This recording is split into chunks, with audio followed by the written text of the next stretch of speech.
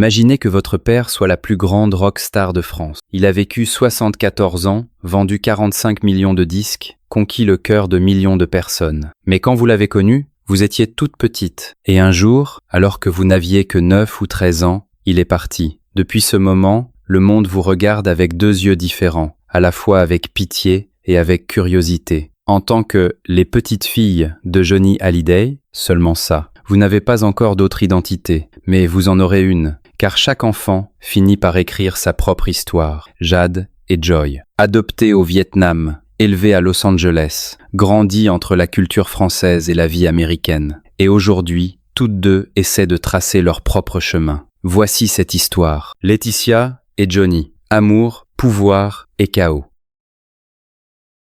Sans comprendre cela, il est impossible de comprendre l'histoire de leurs enfants. 18 mars 1975, Béziers, France. Laetitia Boudou grandit à Cap d'Agde, sur les bords de la Méditerranée. Son père était homme d'affaires et ancien rugbyman, sa mère, ancienne reine de beauté. Un début ordinaire mais empreint d'amour. Mais à 10 ans, tout changea. Ses parents divorcèrent, et avec cette séparation, quelque chose se brisa en Laetitia. L'anorexie commença, silencieusement, sournoisement. Une maladie qui allait la suivre pendant des années. À 13 ans, elle prit une décision. Elle irait vivre auprès de son père. Celui-ci s'était installé à Miami, ouvrant une nouvelle page dans le monde des affaires. Laetitia quitta l'école. Elle fit ses premiers pas dans le mannequinat. Elle était jeune et belle. Les lumières éclatantes de Miami l'accueillirent. 25 mars 1995. Un restaurant japonais à Miami. Laetitia dînait avec son père. Quelqu'un s'approcha de leur table, une connaissance commune. Et à côté de cette connaissance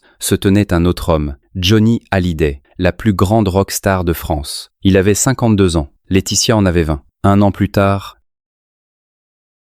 le 25 mars 1996, ils se marièrent à Neuilly-sur-Seine. Celui qui célébra l'union était le maire de Neuilly, Nicolas Sarkozy. C'était le 4e mariage de Johnny. Et Laetitia entrait dans un voyage qui allait durer près d'un quart de siècle. Ce voyage ne fut pas simple. L'entourage de Johnny n'accepta pas Laetitia au début. Trop jeune, disait-on. Opportuniste, murmurait-on. Mais Laetitia ne s'arrêta pas. Elle devint la manager de Johnny, géra son image, s'impliqua dans ses décisions. Au fil des années, elle ne fut plus seulement une épouse, elle devint la partenaire commerciale, la porte-parole, le rempart de Johnny Hallyday. Mais une douleur profonde les habitait. Ils ne pouvaient pas avoir d'enfants. Laetitia payait le prix de son anorexie. Elle vécut plusieurs fausses couches, puis ils prirent une décision. Ils iraient au Vietnam, novembre 2004. Une petite fille fut adoptée. Ils l'appelèrent Jade. Elle était née sous le nom de Bui Thi-Hoa, vietnamienne. Elle avait 4 mois. Elle devint Jade Hallyday, décembre 2008. De retour au Vietnam. Cette fois,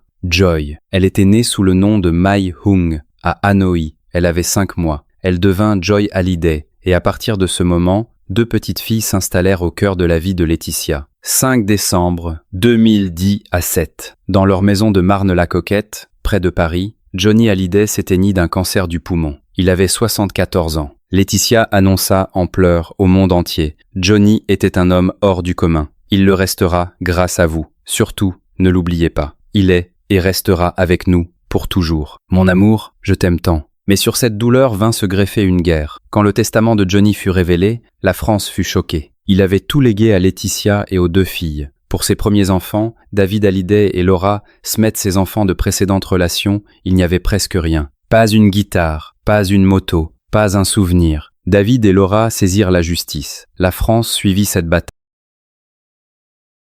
Les médias couvrirent chaque étape en une. Laetitia dit qu'elle était écœurée. David et Laura dirent que leur père les avait effacés. 3 juillet 2020. Un accord fut enfin signé. David et Laura acceptèrent le testament, renoncèrent à certains droits. Laetitia prit en charge une dette fiscale de 36 millions d'euros. La guerre se termina, mais les blessures ne se refermèrent pas. Au milieu de cette guerre, Jade avait 10 ans. Joy en avait 9. Elle ne comprenait pas vraiment ce qui se passait, mais elle le ressentait. Leur père n'était plus là, et tout ce qui l'entourait était sujet à bataille. Jade Hallyday, la fille qui a choisi la mode. Jade naquit le 3 août 2004 au Vietnam. Elle s'appelait Bui Thi-Hoa. À 4 mois, elle entra dans la maison de Johnny et Laetitia. Et c'est là qu'elle grandit sous le soleil de Los Angeles, dans la culture française, en tant que fille d'une légende. Mais elle ne voulut jamais être seulement la fille de Johnny. Elle fit sa scolarité au lycée français de Los Angeles. Grandit entre deux cultures, parla anglais et français. Et la mode la saisit dès son plus jeune âge. La scène de son père, c'était la guitare. La scène de Jade, c'était le tissu et l'aiguille.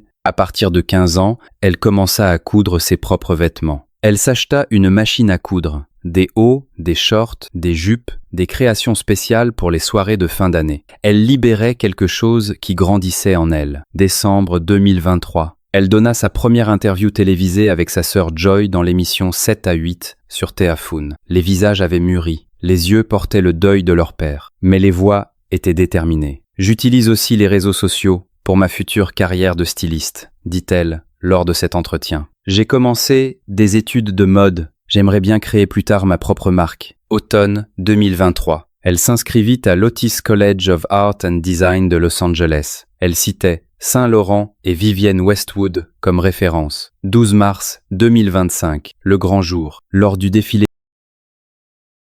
académique de l'Otis College où les étudiants présentaient leur collection, elle dévoila les pièces qu'elle avait créées en collaboration avec la marque Wilson. Une jupe blanche, une brassière blanche, simple mais puissant. Laetitia était assise dans la salle. Ses yeux se remplirent de larmes. Elle écrivit sur Instagram « Tellement fière de toi, ma Jade. Voir tes créations prendre vie me remplit de joie. Continue de rêver grand. » Aujourd'hui, elle a 20 ans. Elle trace son chemin dans le monde de l'art et de la mode. Ce n'est pas la guitare de son père qu'elle tient entre les mains, c'est une aiguille, mais le même feu, créateur. Joy Hallyday, la fille qui a choisi la musique. Joy naquit le 27 juillet 2008 au Vietnam. Elle s'appelait Mai Hung. À 5 mois, elle était à Hanoï, et Johnny et Laetitia vinrent la chercher. Elle devint Joy Hallyday. Elle connut moins longtemps son père. Jade avait 13 ans quand il mourut. Joy n'en avait que 9, mais est-ce pour cela qu'elle porta son père d'une manière différente, à travers la musique. Dès son plus jeune âge, elle dansa.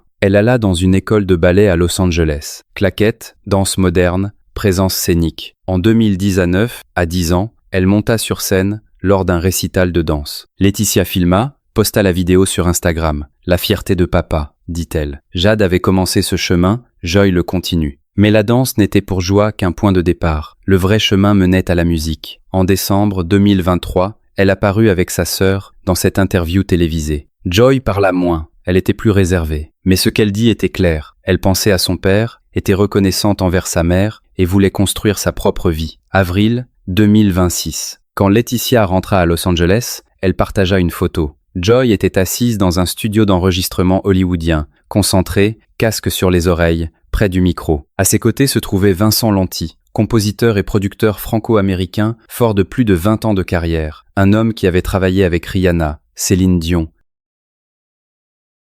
One Direction. Laetitia écrivit en dessous « Dans les pas de son père ». Joy a 10 à 7 ans. Elle choisit la musique. Elle fait ses premiers pas dans le monde de son père, mais avec sa propre voix, ses propres notes. Conclusion. Laetitia Hallyday avait dit un jour « Johnny m'a donné une vie magnifique et 2 filles adoptives ». Johnny m'a donné une vie magnifique. Ces 2 filles adoptives écrivent aujourd'hui leur propre histoire. Jade veut créer sa propre marque dans le monde de la mode. Joy cherche sa propre voie dans la musique. Toutes 2 ont grandi à Los Angeles, entre 2 cultures. Toutes 2 ont grandi sans leur père trop tôt, trop douloureusement. Mais peut-être que le plus grand héritage de Johnny Hallyday, ce sont ses 2 petites filles. Un bébé vietnamien prénommé Jade, un autre prénommé Joy, toutes 2 venues d'un autre continent, enfants d'une autre famille, et toutes 2 élevées dans l'amour d'une légende. La France regarde ces 2 filles, avec curiosité, avec amour, parfois avec cruauté. Des commentaires s'écrivent sur Internet, des photos se partagent, des comparaisons se font. Seront-elles comme leur père Johnny, comme leur mère Laetitia?